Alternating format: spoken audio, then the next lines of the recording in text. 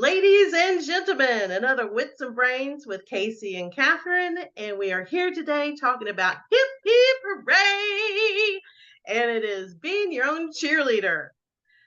How are you doing, Casey? I have nothing to say after that intro. Hip hip hooray!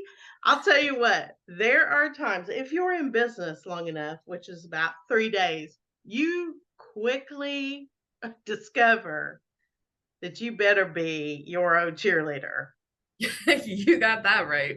because I mean, I'll have clients. I'm going to say 99% of my clients will somewhere in the scheme of things will tell me, hey, this is a little lonely. A I'm little, all alone doing this, even when they have partners. It, yeah. it doesn't have to be a sole proprietor, but you need to be your own cheerleader. Yeah. So what does that mean? I take it as you have to support yourself.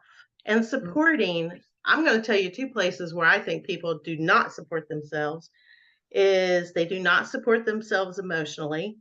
And maybe that's what this whole discussion is about.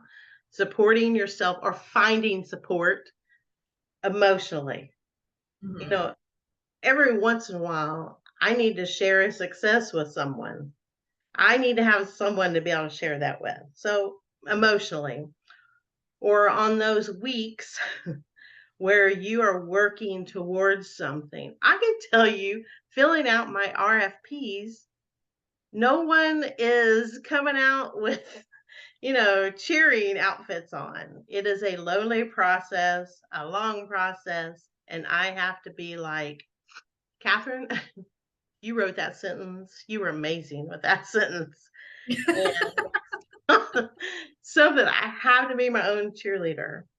Mhm. Another area, I think being human beings, we need to feel like we belong. And the sole proprietor or the small business owner or the person in the office, that has to work alone. I Mhm. think when we don't feel like we belong someplace, it can be critical. Yeah. It can really hurt. Yeah. We're And I humans. mean, yeah, we talking about that, we have to fill our own cup and it's not the easiest thing to do. Yes. Both of us started out this year talking about self-care. It just reminded me, and I'm like, have I done anything spectacular, this year?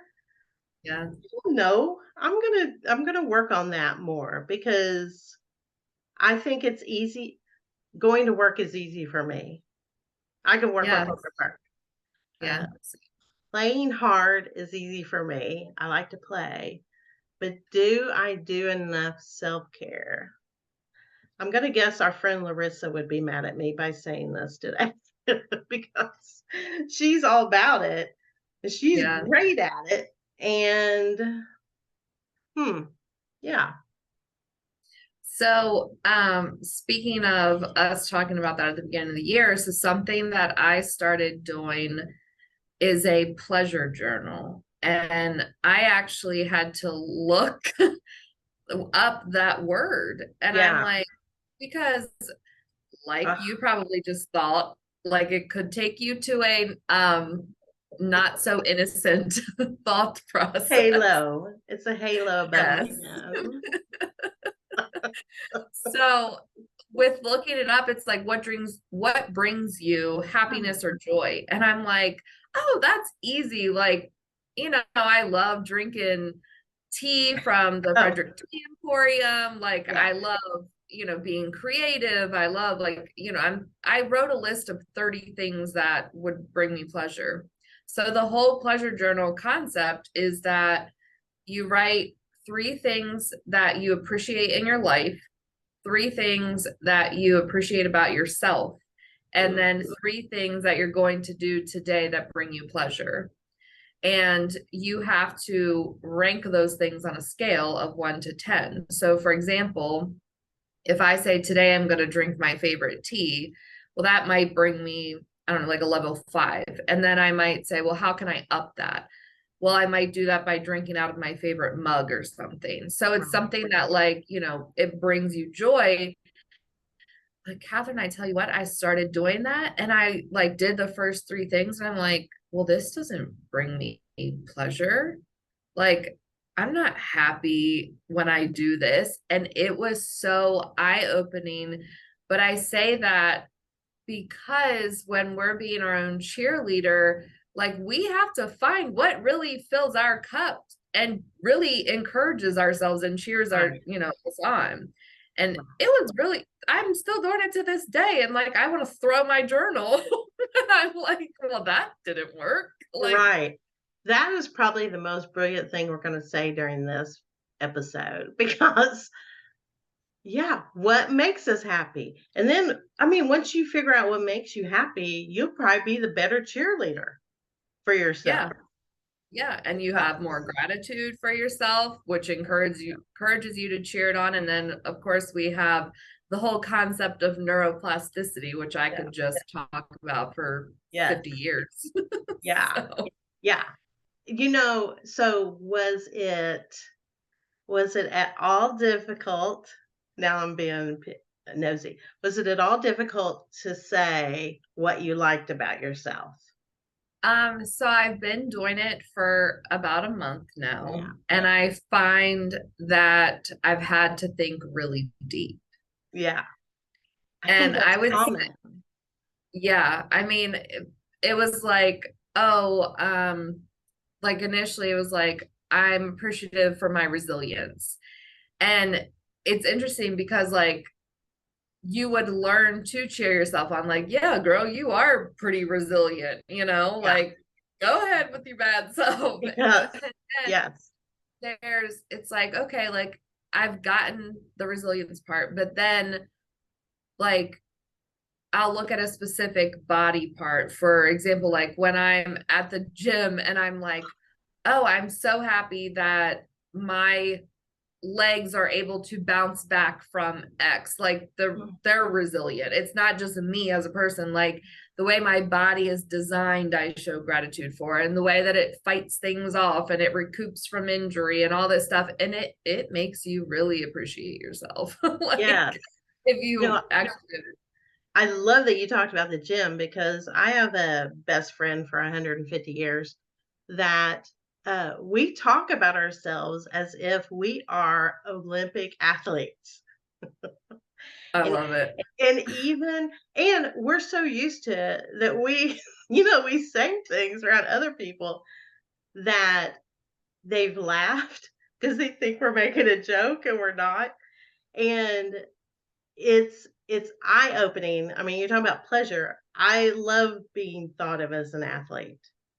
I'm Mm. not an Olympic athlete. I'm not, mental about something like that. But like I have had times in my life where I've had some injuries or I've had some things pop up and I can't do regular old things anymore. And then I've had to get excited. I've had to re-excite myself. So I've had to be my own cheerleader. Like, yay, you walked around the dinner table without having to hold on to chairs. Yeah. You The know, little things. those little things. Oh, you did it 30 times. Oh my gosh, you're a freaking Olympic. So it's like being your own cheerleader. That's emotionally. Me and her feeling like we belong to this athletic world. Um, there's there's a lot of execs out there that what they do is they forget about their physical and mental health and they fail. It's one of the main reasons. Within like 2 years, they fail.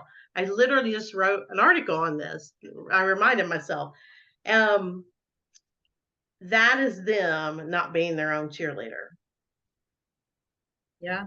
So they're smart, they are capable. I mean, this was a research project with probably like thousands of execs. They watched their career, and within 2 years they failed, and it was because they got sick or they had a breakdown because it's hard being a leader. So um, you need to be your own cheerleader. Yeah, absolutely. I think that one of the most difficult things for people when it comes to being they're in cheerleader, and you kind of touched on this in the last episode when you said like someone would thank a person and they would be like, oh, but I could have did better. Like they don't give themselves the credit that they deserve, and they like brush things under the rug like, oh, it wasn't that big of a deal. And that, in my opinion, that stems off of like a low self-esteem or someone who struggles with confidence. Yes. My clients, Casey, that work on their confidence, it's very vulnerable, but if they work on their confidence, they end up making 12% more than the people. 12% is a lot of money. They make 12% more than the people that won't work on it, won't even Yeah. talk to me about it. Yeah. And I'm going to tell you, everybody, I feel like a pretty confident chick, but everybody has a space where they need to work on something. Yeah, absolutely. So in October or November, it was the Q4 of 2021. I went to a women's leadership seminar and really worked on how to lead and how that stems from your confidence. So, for example, one of the things that I pretty much have to practice daily is when you're talking to someone and you're telling them that they need to do something, instead of saying, like, can you complete this task for me? You would say, please do such and such. So you're not asking anyone, you're letting them, like, you're being nice, but you're letting them know, like, you need to do this. And that is a very different and direct way of leading. And it was profound for me because when you're asking someone, you're asking for permission. Like, is it okay if you do this? And that's not what a leader is to do. So it was extremely eye-opening. But last year, our business ended up being up 28% in sales. Yes. And I'm like, I told my team, I said, it is because I have been working on my confidence and the way that I lead related to my hooray. Hip, hip, hooray, Casey. Yeah. Okay. I love it. So I just brought up something. You just proved it. That is awesome. That is awesome. So the people that won't work on their confidence, they do get left behind. I see it all the time. I see it where they won't get promotions. I see their businesses kind of stay stagnant for a while, but it is vulnerable. I mean, I have people where if I said to them, hip, hip, hooray, whatever, they would say, no, no, no, no, no. You know, like, don't bring attention to me or whatever. Things need to be celebrated, but sometimes you have to celebrate them all by yourself. And that's what we're talking about here today. Yeah. And it's so funny. I was actually yesterday, I was having a conversation with someone who is in like a senior leadership role within a large company, and pretty much every day has to like tell people that they're idiots, like by the way that they're doing things. And I feel bad for him. But we work in very different worlds, and we're having a work conversation, and he said, I still just think it's so impressive that like you pay people. He's like, I've like had to like approve people's time cards and things of that nature and have been responsible for them getting paid, but like I don't have to actually pay them. And I'm like, well, I own a business, like, and I have a team, like the computer is not going to be like, hey, Casey, we got to pay your team. Yeah, you won't have a team very long. Right. And he's like, it's just so impressive. And I said, it's because I'm a boss. And he's like, what? And I was like, I mean that, like, literally, I'm a leader. And like, you know, today's age, they're like, oh, she's the boss. Like, yeah. So I tooted my own horn, which is very like not common for me to do, especially in situations like that. And I was like, okay, I am, you know, getting my confidence situated. Yeah. So I would rather hear people talk like that than whippy negative any day. Yeah. But it is good that we're bringing up, it requires you being your own cheerleader. Absolutely. All the time. You have to believe in yourself. You have to reiterate to yourself, like, yeah, you are really like everything. Like you said, it's lonely. You have to be able to pick yourself up. And So I think, go ahead. one of the things that is really silly that I have suggested to people, and they will come back and they'll say, okay, that really worked. I will say, do a power pose when you enter a ring. Yes. And so, because a lot of people, trust me, when you're at those networking events, I'm going to tell you a big percentage of those people are uncomfortable. So Mhm. here's what you can do. Walk in, power pose. Okay, you may not want to be like you're acting like you have a cape on, but in your head, you can think you have a cape, and you don't Yeah. need to be like, ta-da, but like in your head, you can do that. And Yeah. it's a power pose. You are here, you are supporting yourself. You got you got this gig. You got this. Yeah. And it'll You build have your confidence. It will. And I forget the statistic around the power pose, but there is science, a There lot of it that backs it. Yeah, it is you. I mean, I've had people do all kinds of things that would crack people out. I have a guy that growls before he goes into networking. I have a I have a person that has I've like never heard that. Ludacris or 50 Cent or whatever, and then Oh, his that's funny. Some hype music. hype music, and it's like, if it works, I don't care what we do. But power pose, goodness, who wants to walk up to the person at the networking event and they're all slumped over? Yeah. Nobody does. Nobody wants your business. Go home, honey, because we stick a stick up there and do some straight back power pose and get it going. You're a You never, mess. you never know. You never know what comes out. So, but have power, internal power. Have it, exude it, and you Yeah. will grow your business. Yeah. And it's in all of us. I mean, to be an entrepreneur especially, you have to have that get up and go yourself. So like you it's in there to be able to encourage yourself and lift yourself up. You just got to find it. Right. Right. So here we are. We're supporting ourselves. Well, we support each other, but we're supporting ourselves with hip hip hooray. Next week, so extra special.